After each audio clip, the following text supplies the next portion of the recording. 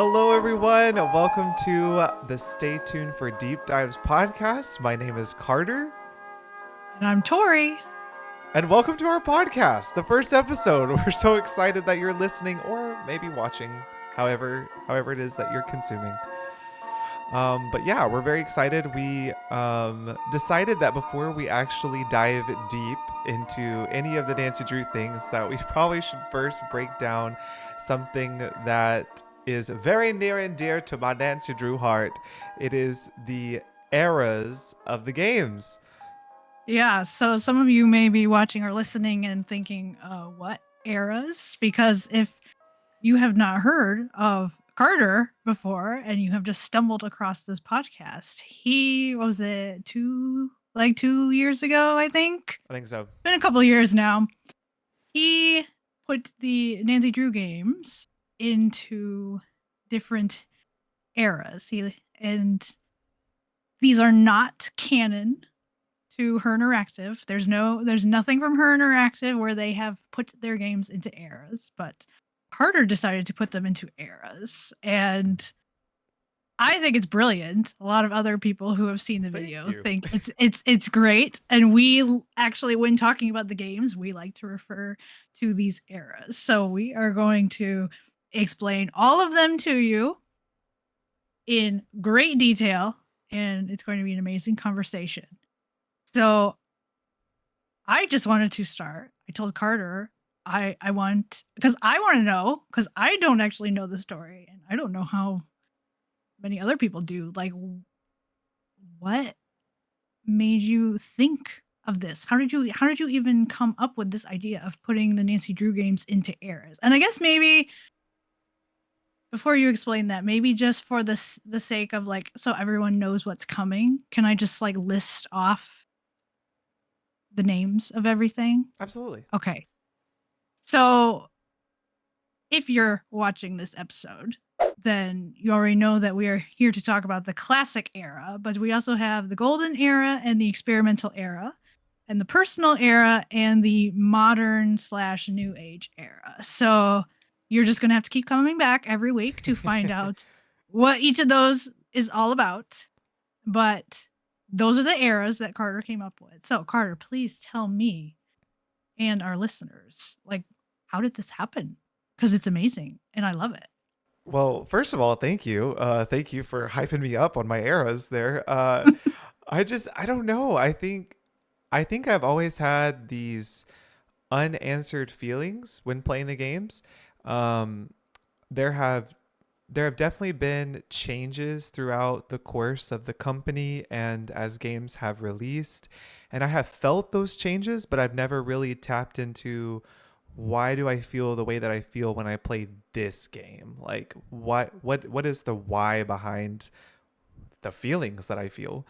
Um, and also too, just because I wanted to understand the games more in a sense of like these are not just all the same games in one category together. There are very obvious changes that occur throughout the games, but even in the tiniest details, there are the most subtle changes that actually do categorize some of these games in lumps together. And then that's what I just wanted to know. I wanted to know. I'm like, what are these games like? Which ones go together and which ones don't?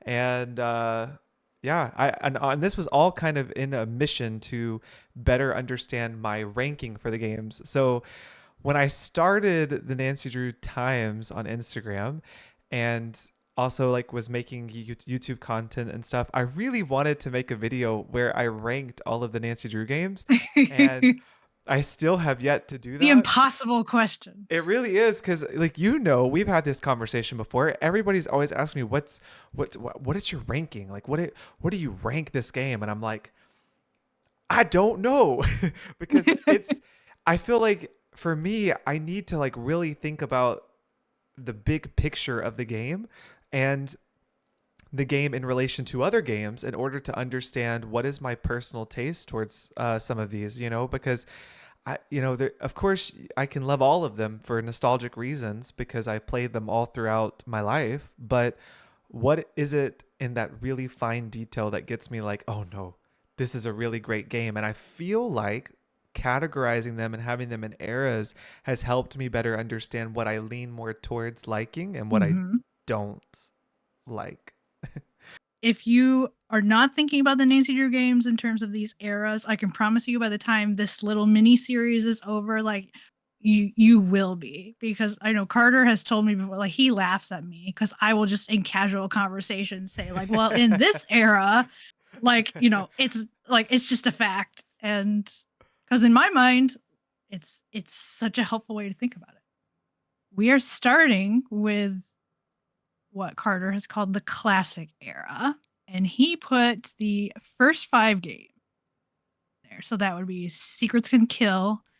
And I think for the purposes of this, like when we say Secrets Can Kill, we are genuinely thinking of the original game, not the Yes. remaster, because that was made much later. Yes. And they made definitive changes to the story and stuff. So the original one, Stay Tuned for Danger, Message in a Haunted Mansion, Treasure in the Royal Tower, and the final scene. Those Oh are the man, and what classic great era games. games. What great games to like put together. Yes, and I'm sure like people listening, they have all sorts of just immediate like feelings about those 5 games. And they are classic for a reason. So we wanted to just kind of go through like what do these games kind of have in common as characteristics? Yes, and and I guess I should also explain too for those that are listening is that every era is going to have its own characteristics that make it of that era, things that would fall into that definition that kind of help define what this section of games are categorized in. So these are the general characteristics for the classic era. I know the first thing I see that we noted is kind of almost like a no-brainer, but very important is these 5 games were the ones that put her interactive like on the video game map. Yes. You've done Yes. quite a bit of more, I think, diving into their like early history than I have. So Well, I don't know what kind of things you've dug up. just just those first, I would say 3 are probably the most like pivotal to the beginning of the company. Of course, stay tuned. I mean, of course, Secrets Can Kill is like the first game, so it definitely has a way different vibe. Like to go from Secrets Can Kill to Yes, Stay Tuned yes, for Danger, it's like a totally yes. different vibe. And that's a part of them like finding their footing as a company and really starting to make games. But I know that when they did do Stay Tuned for Danger and they released that one, they actually sent a copy of their game to one of the original Carolyn Keene, Nancy Drew writers, Millie Benson, who used the name Carolyn Keene to write some of the classic Nancy Drew books. And there's a newspaper clipping where she talks about exploring this new generation of Nancy Drew. And I can't think of anything more classic than that. I mean, you literally have the beginning of a Mhm. new generation of people that are discovering Nancy Drew. Um, and one of the most pivotal people in creating the Nancy Drew that we all know and love is Millie Benson. And she's over here.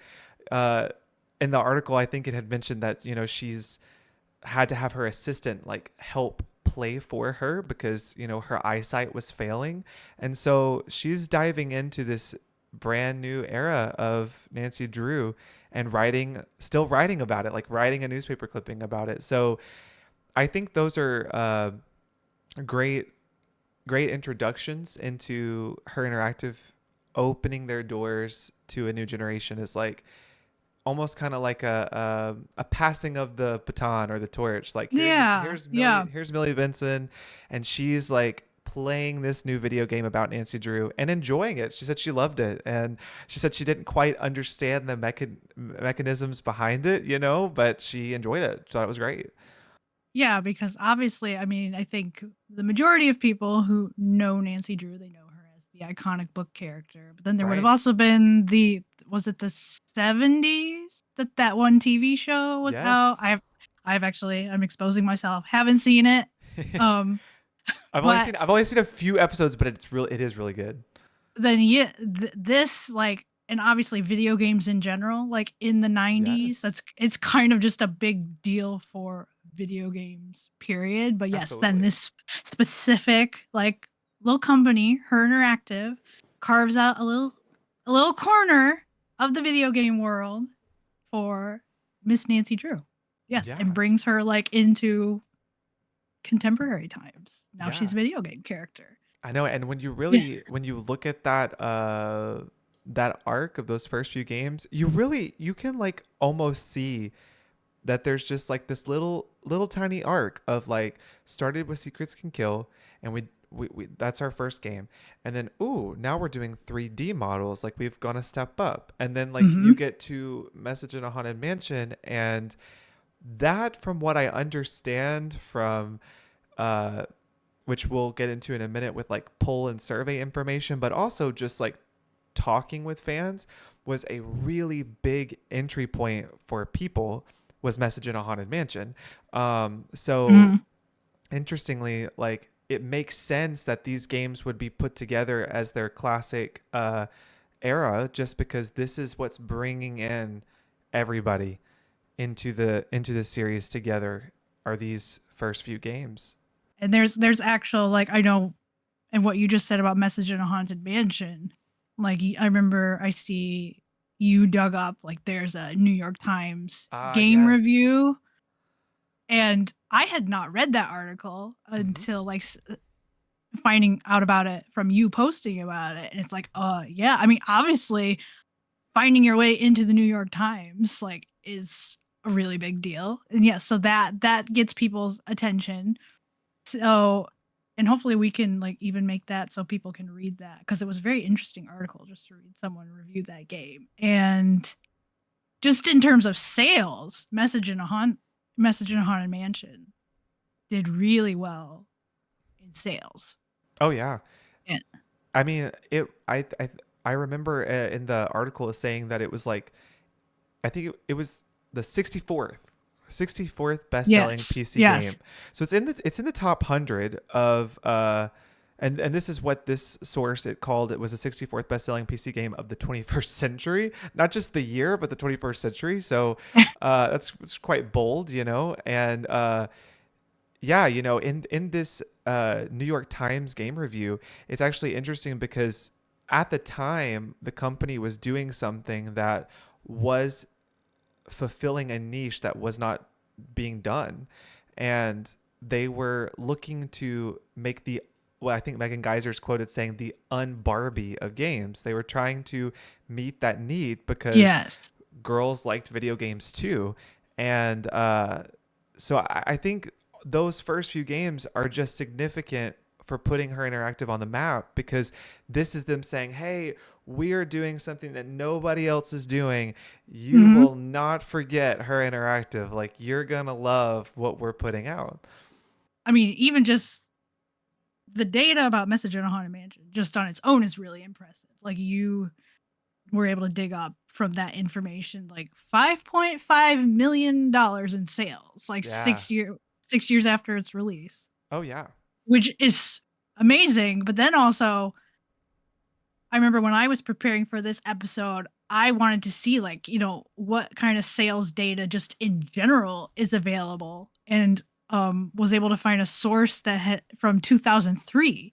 Oh, Now 2003 at this point, all 5 of those games are out, and they're actually in the process of releasing games from the next era. So, like, mm, stuff past the final scene, and I found all 5 of the classic era games, they were in the top 20 for video game units sold, like, so still in 2003, those 5 games are selling well. So it's not just like, "Oh, it's really popular when it releases, and then it just kind of fades away, like, the fervor's right. gone," but it's like, people are still finding their way to like one or more of those games and They're still keeping buying them. keeping the sales going. Yes. What like what game it started on, but I do remember, Her Interactive was based in Washington State, and Amazon was also in Washington State. And Right. so at some point, I do remember there being like the first couple of games, it was like one of those things where it was like you could get like a mail slip and you could like,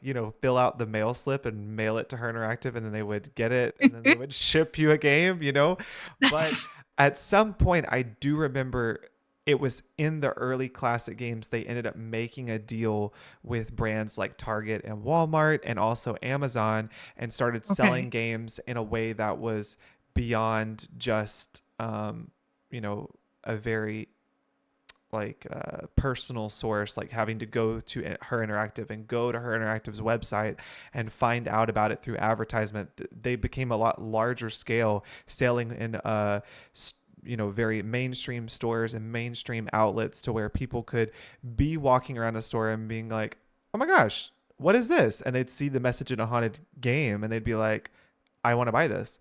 um, which I think once that started happening, that's when the games also really started growing in a very large capacity. I know I've talked to lots of fans, and that is actually how they discovered the games, is that they were at Target and they see Message in a Haunted Mansion. They just thought the cover looked really cool, and Mm, they wanted to buy it and explore that's it. so great. It is so great. Like, and it's so interesting to me because how much technology and like the times itself plays into the exponential growth of the company. Like, the more that they utilized these resources and technology, the more they just continued to grow during this time. And so I think, for them to have Amazon, Target, and Walmart is like being able to sell in their stores is like, wow, that's great, for this very small company. This company that, if I'll throw the picture up in the video. Here's like a little picture of there's a very small team around, I think like 1999 at this time. They were like maybe doing Stay Tuned for Danger, and it's like 10 of them at a lunch. And that's not all of their team, but that's a pretty big portion of them, because there really wasn't that many people working on them at this point. So Yeah. pretty phenomenal. I guess we can also, and we're gonna revisit Treasure in the Royal Tower specifically in a little bit for another reason. But Treasure in the Royal Tower also is, just in terms of Her Interactives, like the history of their sales. Like, it's a very popular game, like popular to the I point think I that think I people like that you game or something. yeah. Well, I know. I mean, anyone who talks with other Nancy Drew fans, like, you just, all you gotta do is have conversations, and you know that that game, like that one, I feel like, and Message in the Haunted Mansion are the two, like, there's just a lot of affection for those two games in particular. There is. There really is. In part because many people started the series with one of them, or it was like one of the first games that they ever played or beat or something Yes. like that. Yes. But then also, which, and I this is another thing that I did not know until you had shared this information for our notes, was that um Her Interactive in 2011, they put out some sort of like top 3 like Oh, fan yes. kit, and they actually had Treasure in the Royal Tower along Yes. with Secret of Shadow Ranch and Curse of Blackmore Manor in that pack. So even just from that, like, they're saying, this is one of our, like, we have a lot of, and at 2011, they had quite a lot of games out. Oh, Like, yes. I don't remember how many had been Is out at that Captain point, Curse but out at this point? No. yeah, Trail of something Twister somewhere in there. Like, something yeah, we're very like close to that era. more than half of the current series was out by 2011. But Yes. still, game number 4. That's in their top 3 of bestsellers. That's And isn't that wild though? Like, wow. Wow. and then also, we've kind of already been talking around this, but just the significance of one of the games in this era, and being like, this is how a lot of people found their way into this series. We're gonna talk about this like this week and next week. Yes. For most people, it's either the classic era or the golden era that Yes. most of the Ah, the current golden era. fans found their way in. Yes, yes. Hold off, hold off. I want to talk about it too, I but just want to next week just we. info dump on the golden era. But but I would love to hear you kind of just take us through this poll that you did oh yes, the recently research. on Yes. Instagram. Yes, the research and the demographics of You Nancy know, Drew fans. and these demographics, they are important. I did this same poll. I think it was last year. Yeah, or last year, or maybe 2 years ago, and I only had 500 responses at that point, a little over. And this year, we did it for this podcast. We had over 1,000 responses, so it was um,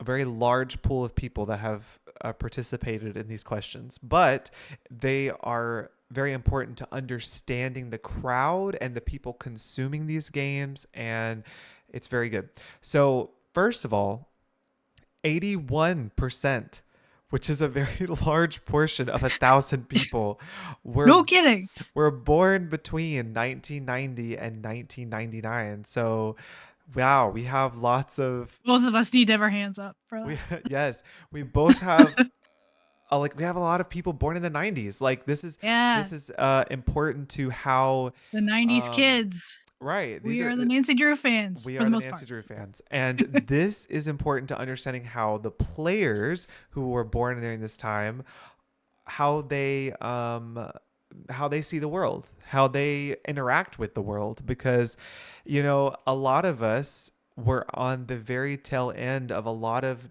like technology that has now died out and become uh you know vintage as it's being advertised now. But it's interesting because in those classic games, and even in the golden, you'll see some technology changes, and we'll get to that, of course, when it gets here. But in the classic, you're going to see, oh man, you're going to see fax machines, big chunky computers, and like these, I'm just lots of things, VCRs and tapes, and lots of things that would be indicative to the people playing them, right? Yes. Um, the 14% were born 2000 and onward, and only 5% were born between 1985 and 1989. I think I had only one person that DM'd me and was like, hello, I was born before 1985. So only one person. Um, but as far as when someone first played a game, um, 90% of people, 90% of 1,000 people played their first game between games 1 and 13, which is wild. That means that a lot of people's entrance into the games was either in classic or golden. Um, that's a huge number. And that's probably also why when I also asked and said, okay, well, what is the range? Like, what's your favorite game? Like, what range would you pick for your favorite game? And 63% of people chose ranges 1 through 13. So, not as high, but you can still see there's a big giant cloud of love that surrounds the classic and golden era. People love those two eras. They love them. Um, 27% said for games 14 through 23, one of their favorites was in there. So I thought that was also a pretty significant portion, because that's almost another third of players. And as far as when people started playing the game, how old were you when you started playing the games? I was 12, pretty sure. Okay. 2004. Mhm. Okay. Because I was pretty young. I was either like between 5 and 7, but I can't remember. I think I want to say it was more like 6 or 7 though, I think. Mhm. Yeah. It's pretty young, but 65% of people said that they were between the ages of 1 and 10 when they first played the Nancy Drew games. So also, which is really funny, because look, someone DM'd me and they were like, I am dying that you said 1 to 10, because what 1-year-old is playing the Nancy Drew games? I was like, I know. Before I put that, I thought to myself, I was like, someone's gonna be thinking, who came out the womb playing Nancy Drew games?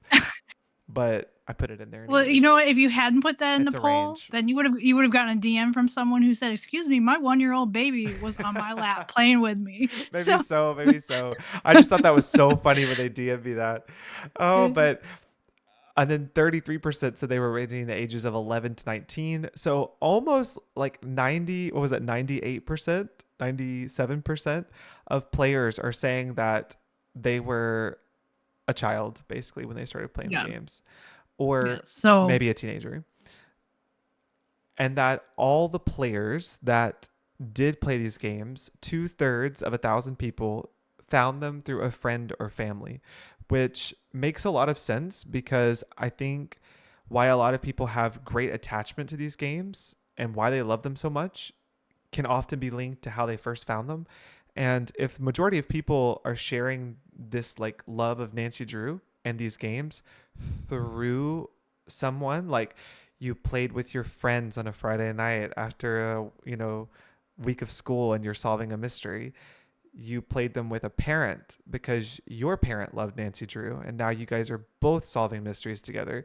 I think that shows a lot of why the games are so special to everyone. So all of this yeah, research and all of the responses are just it's so imperative to understanding the people behind who's playing the games. And so I think this is going to be important, breaking down the eras and understanding some of these changes that we will see and discuss, especially though how we have a big majority from the 90s, especially how people found the games, what age they played them at, what's their favorite game range. I think those are all very important things that will mhm. make a lot of sense as we break down the eras. So, Yes. Yes. And I would just like to go ahead and make a little request to anyone listening, just because I'm personally curious, because like the way Instagram works, you only have so many poll options that oh, yes. can set up. So I'm just curious, like if you are listening to this episode or watching, did you enter the series on one of the first 5 games? And if so, like, I'd just like to know, like, which one, and is one of the first 5 games your favorite?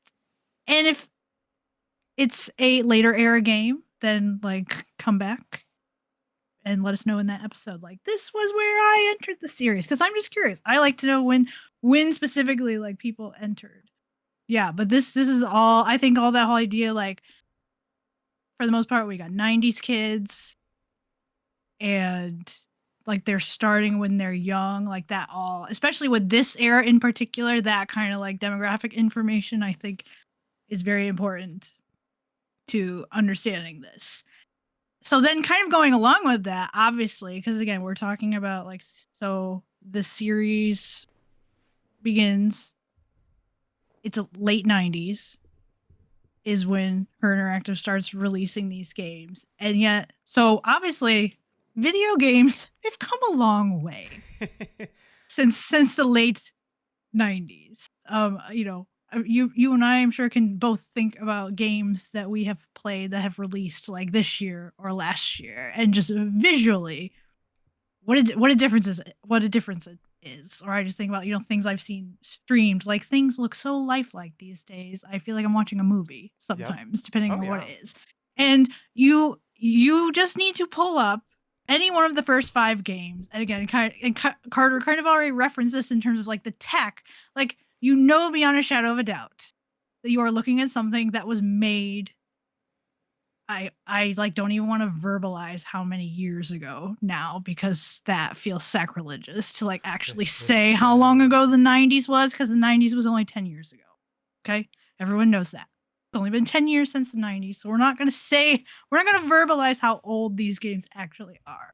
But like I'm just picturing now in my head like the clunky, like the character animations Oh and my things like gosh, that. yes. Like Stay tuned for especially, danger. yes, like Legends in a Haunted the Mansion. the waxy, like, models, the way their mouths are moving and All I can everything. remember seeing is heads that would do like Yes, this.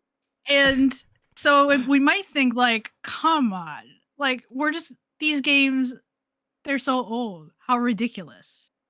Who'd wanna play that? Like, who even cares?" And yet, even if you just separate the fact that, well, a lot of people played the first 5 games when they were kids, and so, of course, we have a lot of affection for things that we experienced in childhood. But even independent of that, like, the games just those games in general, they have aged well.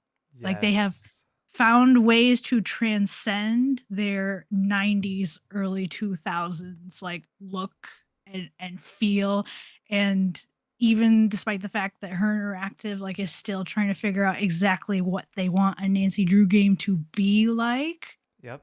these are still, like, all in one way or another, these are good games. And you can find fans who can make solid arguments for, like, why this is a good game. And they are also, I think, like, especially in this day and age, like, there are people coming to the Nancy Drew series as adults, and they go back and they play the earliest games, and they have a great time. Yes. They don't sit there and think like, "Well, that was dumb. What just happened?" Like, they actually find it enjoyable. I just want to give you an example for those that are listening Yes, please do. how you can definitively just like know without even having to explain or say any words. Are you ready? Okay. Here we go. Message in a Haunted Mansion. The Haunting of Castle Malloy. Which one aged better? You Mm. see, I don't even really have to explain. You just already know inside. You already felt that. You're like, oh, you just already know. It's And true. we It's are true. going to get into some of the reasons why it aged well. But I think, Tori, I think you had some things that you were digging up deep in the Her Interactive Facebook that I want you to talk about before we get Yeah, into those characteristics. yes. Okay, so this is a very specific, like, fandom memory that I have. This would have been March 2014. Facebook is Ooh. still very much in its heyday as a social media platform. Like, it's still the big one. Her Interactive is doing, like, all of their content through Facebook primarily, and they launched, and hopefully I'm gonna bring up a lot of fond memories among some of you who also participated in this. They launched a March Madness tournament on Facebook I in remember those. 2014, like, and I remember this, like, this, and they did this, like, for several years, I believe, but they decided for the very first one, they wanted the fans to vote on the best Nancy Drew game of all time. And just for context, in 2014, Silent Spy was the most recent release. So again, we're not quite to all of the current games being out or all of the first 32, but 29. Most of them are out. That's a lot. And so they set up this whole bracket, and it was a thing, like, people having to make their votes on Facebook. And I remember the reason why I remember this this particular competition so much is because it got all the way down to the final, and it's Treasure in the Royal Tower versus Secret of Shadow Ranch. And Ooh. Secret of Shadow Ranch is my favorite game and my starting game. So obviously I had very high stakes in I need my baby to win. Like, it's the best. It needs to win. And not only at least in the Facebook competition, not only did it not win, it wasn't even close. Treasure in the Royal Ooh. Tower, like, completely smashed it. Ended up beating it by almost 1,000 votes. So Wow. it's like it wasn't even close. And my understanding is that some other, like, polls of these types have been done on Facebook and elsewhere, like, since this one. Again, we're talking about something that's basically 11 years old at this point. So if we ask the fandom again to vote on the best game of all time, would Treasure in the Royal Tower still come out in that high of a result? I have no idea. But I still think the point stands. Like, you're talking 29 games are out at this point, and game number 4, one of the very first ones, not only wins for, like, best. Like they were like best. Like that's a significant word to use. It is. It wins and it beats another great game that's very beloved in the fandom by a lot. So again, I just think that speaks to some of these classic era games just they have stood the test of time. They will rise above all competition in one way or another. And another thing that I thought was also interesting was in that same March Madness bracket, the round before Treasure in the Royal Tower was put up against Ghost Dogs and Moon Lake. That's another golden era game. Um, so that'll fit into next week. But it also beat Ghost Dogs by over 1,000. So again, it's just steamrolling some very popular Nancy Drew games. But in the very first round, the way Her Interactive had set the bracket up, it actually ended up going up against Message in a Haunted Mansion. Ooh. And that was a very tight race. Treasure in the Royal Tower only won by a couple hundred. So again, you're talking when you put these two classic games, two games that many of the fans started with, or they'll tell you like this is my favorite game. That it was much more of a neck and neck, which again I think just testifies to like they're a big deal. Like Yeah. Carter called them classic for a reason. Well, it's true though, because even though I think a lot of us pick our first, like a lot of people pick their first game as their favorite, there is still something about like the classic era games, those first five, that people still gravitate towards. Like even though my first game ended up being something in the golden era, I think yours did too. No, Yeah. was your first game did too? Yeah, and even though it is, I still love the classic era games, and I still gravitate towards them, and I want to come back to them because they have aged well with time. And how have they done that? Because they are stable, solid, standard mysteries and stories. Um, we don't want to get too much in depth into this because, we actually have some more episodes that we'd like to cover in the future. But when you're looking at just the overall, like, what is the mystery here, you've got some really classic stuff. This isn't like some haunted banshee lady that's flying around on a jetpack, right? Like, this isn't Yeah. some real random wild theory idea story. This is something that people can get behind. Oh, it's some like treasure from 100 years ago that's inside the house, and they're trying to make it into a bed and breakfast and profit off of this history that's here. That makes a lot of sense. Like Yes. that's something that could certainly happen. And I think they excelled the best at in classic and in golden, but we'll get to it next week, is just how they incorporated past mystery and past history into present day history and present day mystery. They incorporated the two so well together, that maybe future games would lack. But I think by doing that, they created something that people could really like easily read and experience and Yeah. get behind. So they did really good. They did really Yeah. good I with those mean, first few. yeah. I think like finding a lost treasure, like that's a very classic, like that story. It's the kind of story that people have been telling that kind of story, like in one way or another Yeah.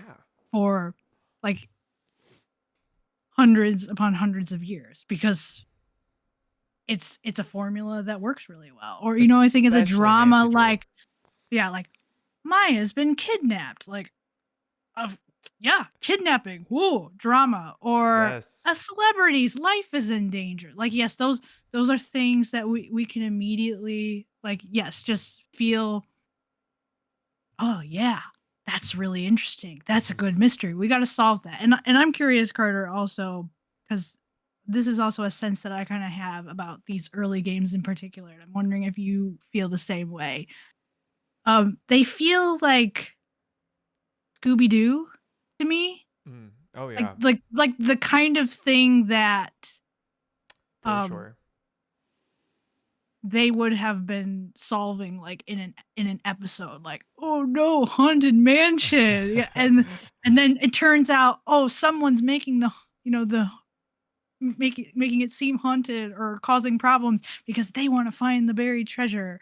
Um, It really is very but much there like actually that. is a kidnapping episode of Scooby Doo, like Daphne gets kidnapped, No, I kind of mean thing, you know. it really So is, and straight up, I mean, I hate to keep comparing everything to Haunting of Castle Malloy, but I think that's because that's the example that's like you're gonna sticking turn out. away all the Malloy fans. I'm so Oh, okay, sorry. just I'm we love so you. We love you. You are welcome here. If you love Castle Malloy, please tell Carter why he's wrong. everybody Come in the comment. look, everybody has their entitlements, but that game always sticks out like a sore thumb to me because I'm I thinking get it. about I it. get it. I'm thinking about it, and I'm like, you know, Message in a Haunted Mansion. It almost feels like it has that very classic Nancy Drew ending where it's like, oh, we caught the bad guy, now let's unmask him, kind of type of feel. Yeah, Whereas like Scooby Haunting, Doo. right, Yes, where Haunting found. of Yep. Castle Malloy just doesn't, and like future games past that don't. And I don't know if it's because they Hmm. were trying to do away with what they had done before and try new things, but Yeah, this is what we're works. gonna we're gonna we're This gonna is have what this works. conversation. But This yes, no, it works. does.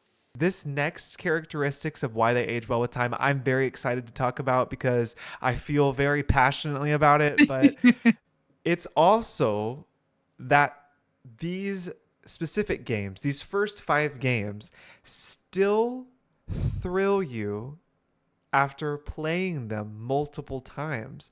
That you Yes, can they still don't lose the magic. that's right. They don't lose the magic. Like you still enjoy them. You still feel excited when you play them. And the perfect example that I had in my space when I thought about this when we were preparing for this episode was the final scene. And that when you're in the final scene and I replay the final scene today, I am still, even though I know the whole story arc in my head, I know who did it, I know what clues to find where, and I know what's going to happen. When you have those little snippets of things happen from day 1 to day 2 to day 3, the funeral wreath and this thing, and things are evolving throughout the story, and then you finally get to the end, like you have overcome this arc in this story to finally get to the end to find Maya, and you get to that ending and the music has intensified and you're right there at the end, the demolition's about to happen, the countdown is happening, the bad guy is in the room with you and you've got to save the day. I just talking about it right now, I feel the excitement just talking about it because the earlier games were creating moments and pockets of space for you to feel thrilled and excited and not just little plot twist storylines that once you knew it, then that was over with. Yes. Um, and Yes. I did put in the example as a comparison. Not that Warnings at Waverly Academy is not a great game because every game has some great quality. I do believe that. Some are better than others. But there's a major plot twist in the story of that game that is very exciting to discover. But it's not as thrilling to discover it continuing it playing through because Yes. that was such a huge plot twist in the story and so pivotal to the story that once you've gotten through it, it doesn't hit the same. That moment, that pocket of stress and like anticipation of like, wait a minute, what is going on here, dissipates a little bit. So that's just my example of how some of the earlier Yes. games can keep thrilling Okay. you.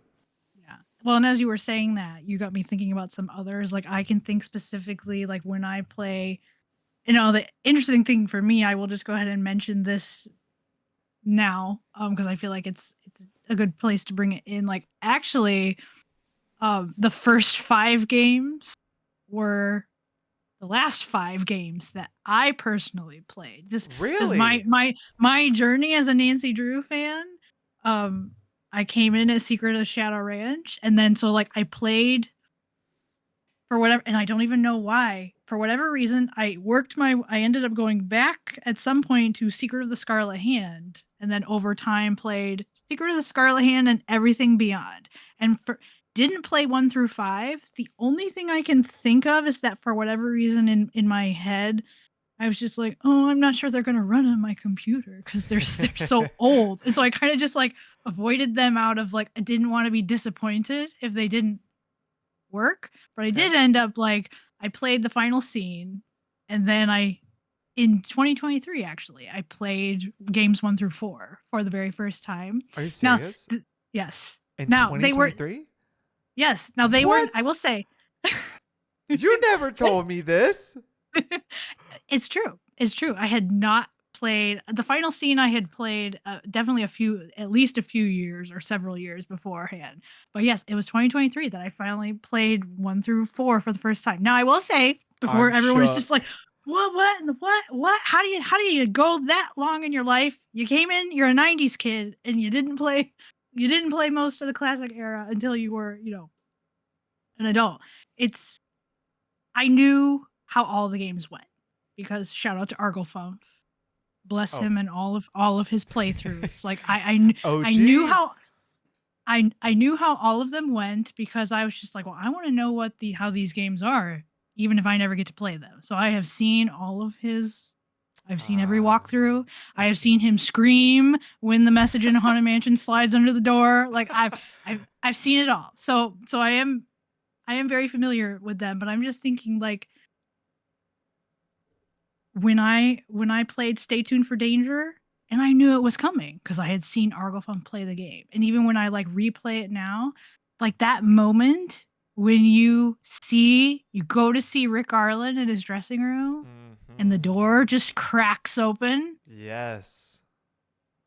like, that thrill of, like, "There's a bomb in this room, and I'm about to walk in on it." Like, I do yeah, like, I feel there's something like that feeling you were describing for Final Scene, like, I feel it when Rick Arlen's dressing room door cracks open, I'm like, "Oh, it's time." Or, um, I think Message in a Haunted tr Mansion's also a great example yeah. of Well, the spooks, spooks. they hit. They hit. And They you don't may not experience every spook every time. Yes, it's a little bit yeah, it's a little bit unpredictable in that regard, which is great, but then also I'm thinking, Treasure in the Royal Tower, I know what like, you're the gonna first say. time you wander into the Elevator. Yes! Yes. That's it. Yes. Yes. The first time you get you find out, like, there's a secret door up there, and I can Yep. get and then you figure out how to get into the library for the first time, and then there's Magic. okay, can tell me you can all relate who are listening right now. When you hear that door jiggle, Dexter's coming in, the absolute panic. I Panic. still like I'm just yep, I feel the same way. Now again, I personally have only played that game like a few times, but I I've still like I just that thrill of like, "Oh my word, he's gonna find me if I don't hide." Like it is thrilling and it doesn't lose the thrill. I'm really amazed that you just played these and I didn't know this. That's amazing. That's amazing. But it's I suppose true. it reinforces the point though It does. No, that they made me despite the fact that I knew what was coming because I had seen Arglefunk, yep. and despite the fact that I am playing 90s early 2000s games in 2023, like they still had those moments of like, "Oh, this is so exciting." Oh yeah. And not only do they do that though, Tori, but they also reflect a lot of classic Nancy Drew qualities. Um, and Nancy Drew has changed a lot throughout history, through books and media, but there are some things that make Nancy Nancy in the games. And so, what exactly are those classic Nancy Drew qualities that we see reflected in the first 5 games that you think, as someone that's playing the games? Well, let me start with actually, since you just brought up in terms of like, Nancy Drew as a character. And she's Sure. gone through a lot of changes in her existence, but these games tap into things if you know the like and I'm thinking for example of the classic Nancy Drew stories, the yellow hardbacks, like that's what I'm familiar with. That's what I Yep. read as a kid growing up. Like I think of things like um finding secret passages like Hmm. that's what we expect Nancy to go snooping around and finding. So again, like Treasure in the Royal Tower, Message in a Haunted Mansion, you can find hidden away areas, and that's exciting. There's that element a lot of times, like there's that element of danger. So I think of like Anytime Nancy has a culprit confrontation in the early games, it feels very dangerous. Like Yes. lives are on the line.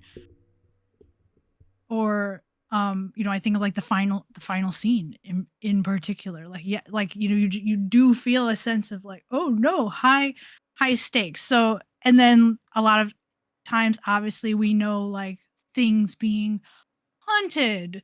That's a very big deal in a lot of the, classic stories and things. And of course like her interactive very much introduces that, and we know that having spooky games in the series is something that started in the classic era and has continued. Like they will always offset it with other kinds of games, but you can always count on eventually, like sooner or later, her interactive is going to cycle back around to something that leans into like spooky, something's haunted, and we have to figure out why.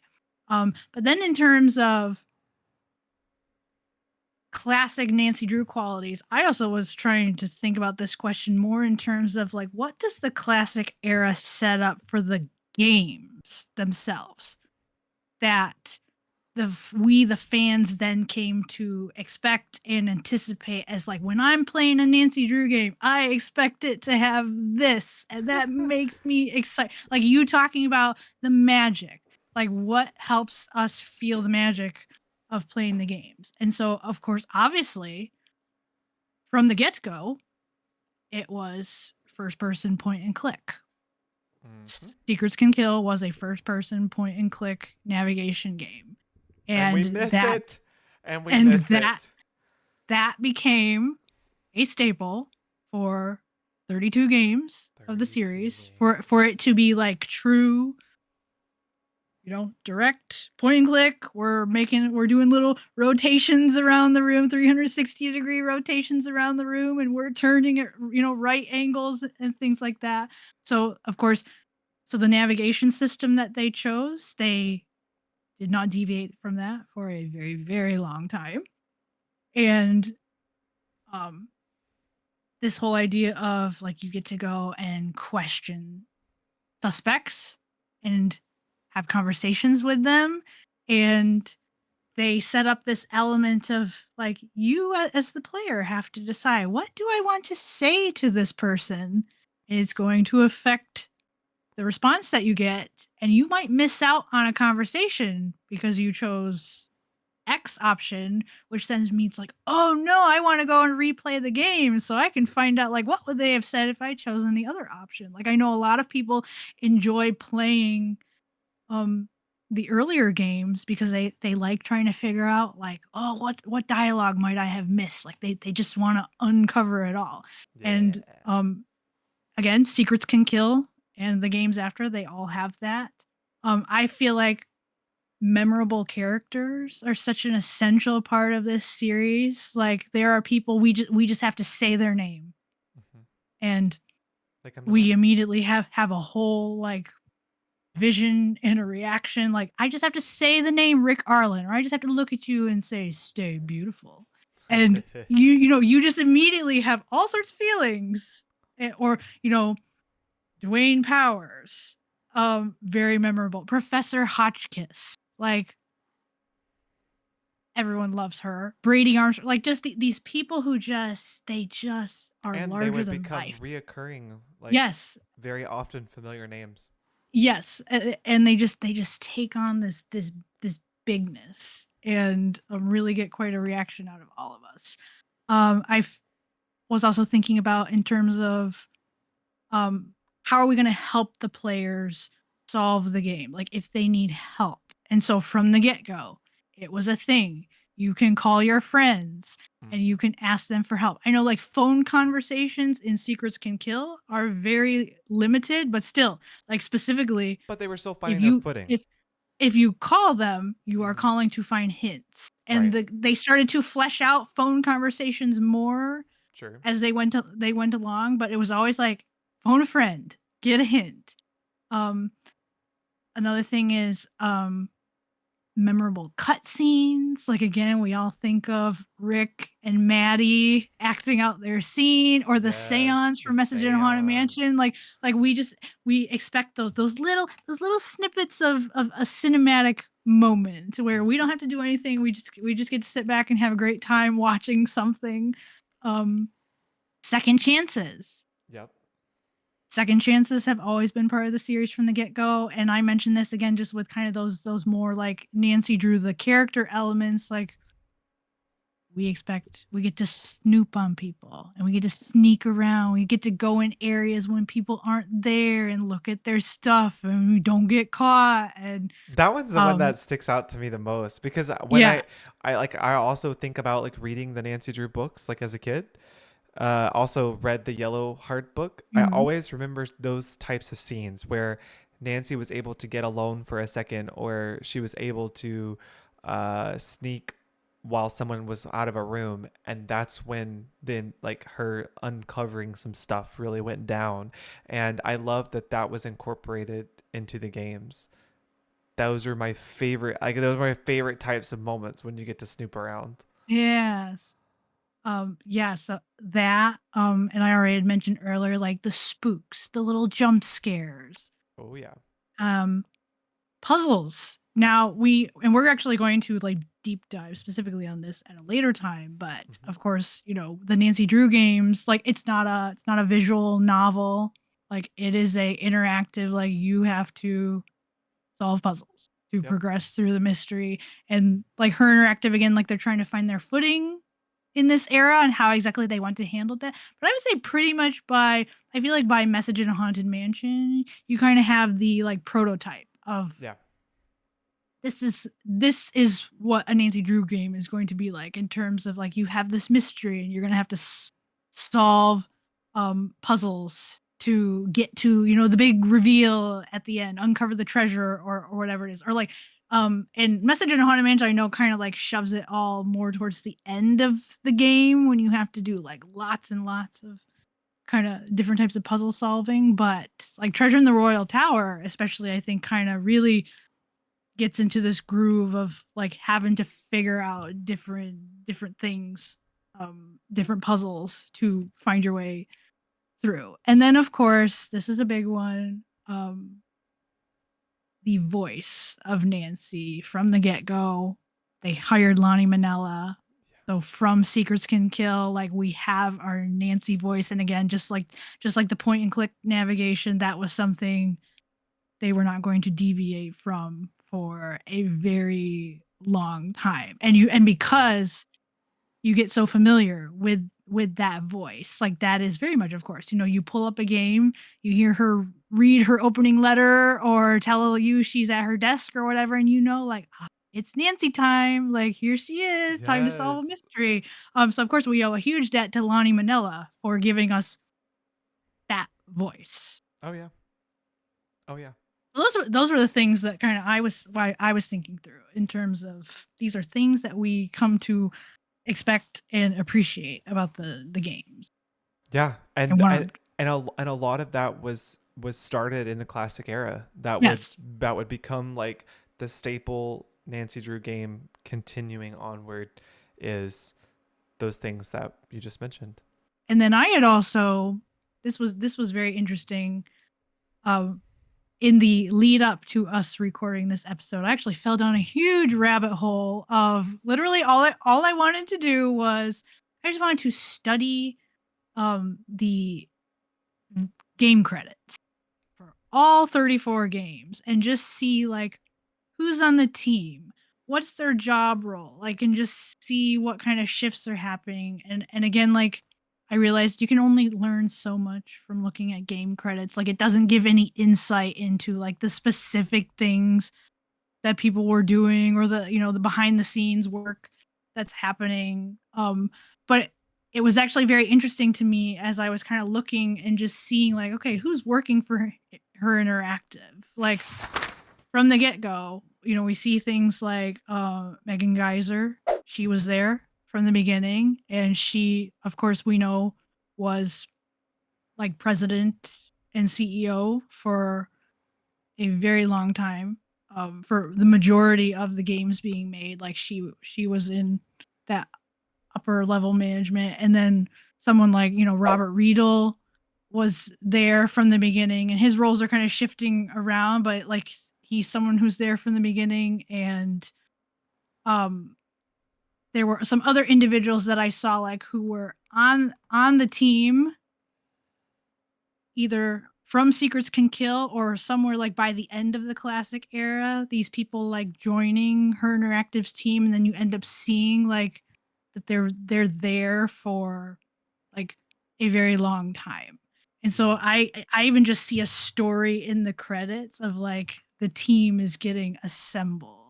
Yes. And also I realized like what you said, like games they had already made other games, so I realize, it's not like we're just bringing this whole like bunch of people like, oh, we've never met each other before, and now we're going to make a Nancy Drew game together. Like I realized that's not actually how it worked. But I just think it's interesting that again with the classic era, like they're starting to find their footing, like just as coworkers Oh yeah. and like their job roles, and we are going to revisit this conversation in particular like next week because I Yes. noticed I noticed something very interesting when I was looking at the like the golden era. And yeah, but um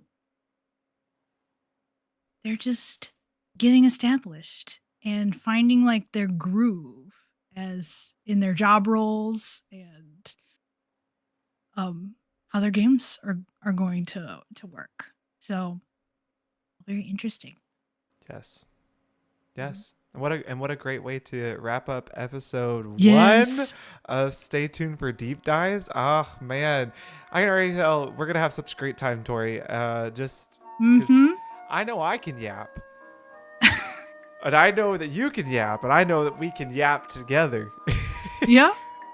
But yeah, no, this has been a really good time, and we thank you guys for listening and tuning in. Stay tuned next week. We'll be talking about the golden era. Ooh, me and Tori have got some things People, to we are so say. excited about this one.